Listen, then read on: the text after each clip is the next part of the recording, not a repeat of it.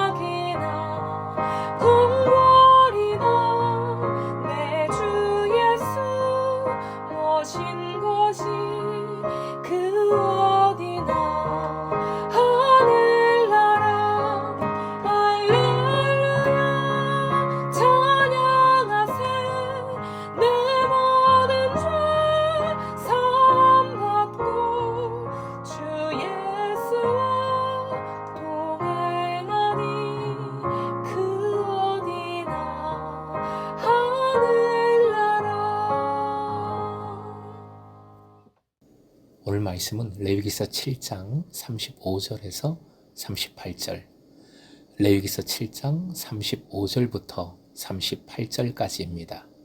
함께 읽겠습니다.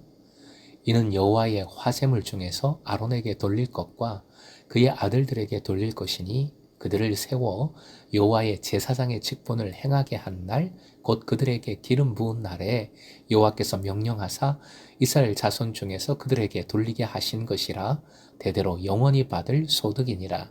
이는 번제와 소제와 속죄제와 속건제와 위임식과 화목제의 규례라. 여호와께서 시내 광야에서 이스라엘 자손에게 그 예물을 여호와께 드리라 명령하신 날에 시내산에서 이같이 모세에게 명령하셨더라.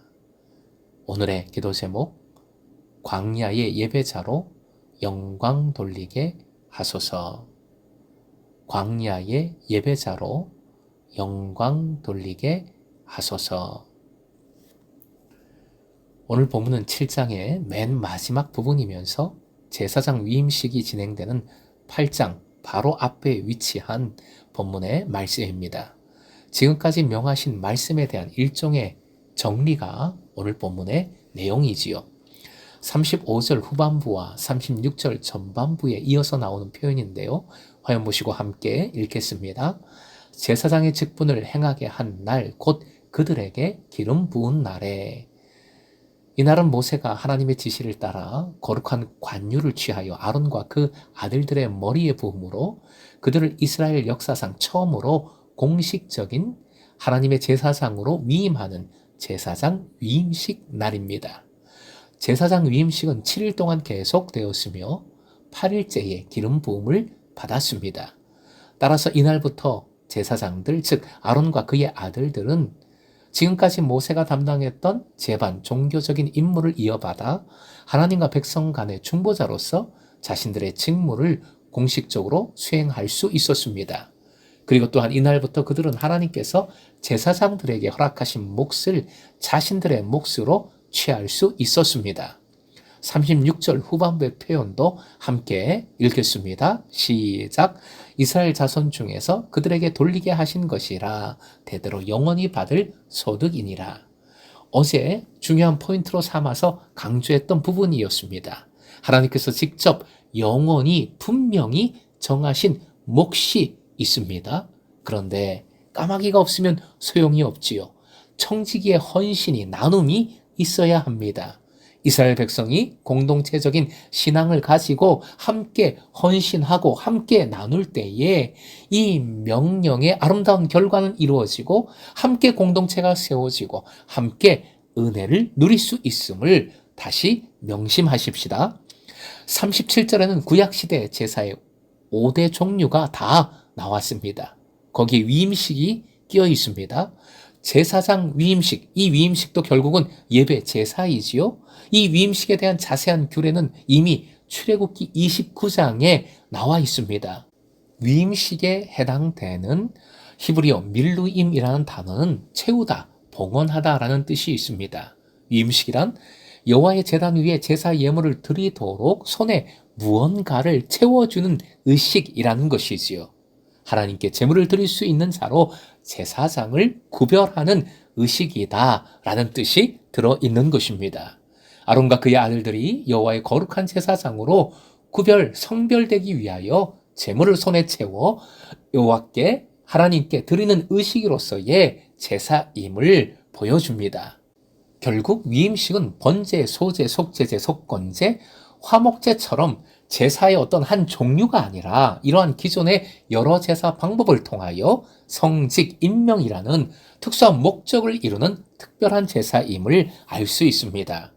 그리고 본문의 맨 끝 구절 38절은 설명을 하는 말씀으로서 정리의 역할을 하고 있습니다. 특히 장소가 명시되었습니다. 신의 광야 그리고 신의 산입니다. 이는 첫째, 신의 산 언약으로서의 말씀임을 재확인합니다. 즉 하나님께서 출애굽의 구원을 은혜를 허락하셨고 신의 산 언약을 통하여 이스라엘은 하나님의 백성이 되고 하나님은 이스라엘의 하나님이 되어 주셨습니다. 이제 하나님의 백성으로서 전과는 완전히 다른 삶을 살아야 합니다. 거룩한 삶을 살아야 하지요. 거룩한 예배의 삶을 살아야 합니다. 이 거룩한 삶을 바로 이렇게 명하셨다는 것을 다시 한번 재확인해 주고 있는 말씀입니다. 약속의 말씀이라는 전체의 틀 속에서 레위기서의 말씀을 묵상해야 함을 잊지 마십시오. 바로 우리의 삶에도 동일하게 적용되어야 합니다. 모든 말씀은 짐이 아니라 힘이 됩니다. 능력이 되는 말씀입니다. 말씀대로 살아갈 때 우리의 거룩이 이루어지고 그 거룩을 통해 하나님께 영광을 돌리며 또한 하나님의 다스리심 속에서 더욱더 큰 은혜를 누리게 됨을 믿으시기 바랍니다.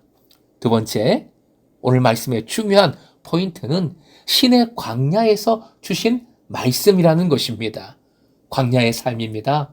척박한 삶에도 예물을 드리라 명하셨음을 기억하십시오. 풍족할 때 드리는 것이 예물이 아닙니다. 항상 언제나 하나님의 백성으로 하나님께 감사함으로 헌신함으로 드리는 것이 예물인 것입니다. 또한 광야는 과정의 삶인 것도 기억해야 하겠습니다.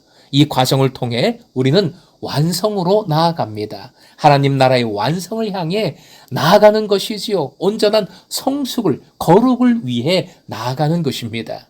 구원의 은혜를 품고 하나님을 바라보며 하나님을 의지해서 소망을 품고 앞으로 나아가야 하겠습니다. 아무리 어렵고 힘들어도 주님은 우리를 오이코도메오 완성시키심을 믿습니다. 사랑하는 금성의 제자 여러분, 광야에서 우리는 예배합니다. 우리는 광야의 예배자입니다. 번제와 소제와 속건제와 속제제와 화목제로 예배합니다. 광야에서 우리는 계속해서 항상 드리고 나누는 삶을 살아갑니다. 광야에서 우리는 함께 약속의 말씀을 붙들고 공동체로 예배하고 나눕니다. 광야에서 오직 말씀으로 사단을 이기셨던 예수님을 따라갑니다. 여러분이 광야의 예배자로 승리하시길 축복하고요. 광야의 예배자에게 주시는 완성과 충만한 몫을 누리는 금성의 모든 제자 되시길 주님의 이름으로 축원드립니다.